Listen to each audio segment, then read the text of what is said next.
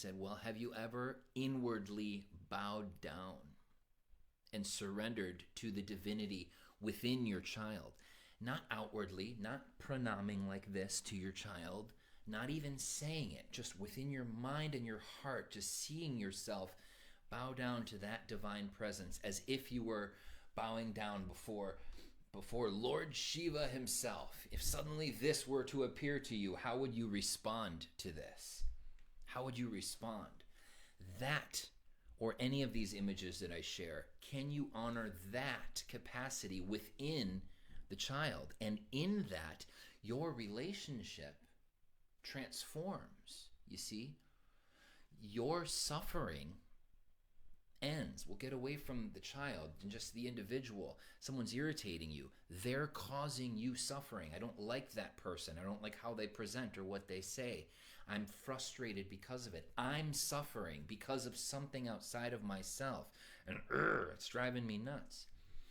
But if I can honor the divine presence within the other, inwardly bow to them, in that I diffuse the trigger and my capacity for compassion grows. And with it, maybe there's something I don't know. You know, maybe I don't know the circumstances, the pain, the trauma, or the abuse that individual endured, which causes them to respond and show up this way. I have no idea. But in honoring the divine presence within them, I am no longer suffering. I'm not bringing that suffering with me into the world. And that's the practice. That's what I'd like to offer you. And I say, oh, it's hard, you know. There's some pretty wild things going on in the world and lots of opportunities to get upset. But if you can't do anything to shift your state, nobody benefits from you suffering. If you've done all you can do, no one benefits, and certainly not you. And you are not at your best when you're in an active state of suffering. That doesn't mean that you don't get the lessons, the difficult lessons that come from it. We learn the lesson, but if it's like something a little lighter, can you honor the divine presence within? The most difficult being, the one causing you the most pain and suffering. And in that, reclaim your heart. And maybe don't give your power away so much. What do you think? Just quietly, as a practice, I invite you to try this week. Just in your own way, like, you know, we see this, but can you do this? Just visualize it. I'm thinking about that person right now who irritates me a bit, and just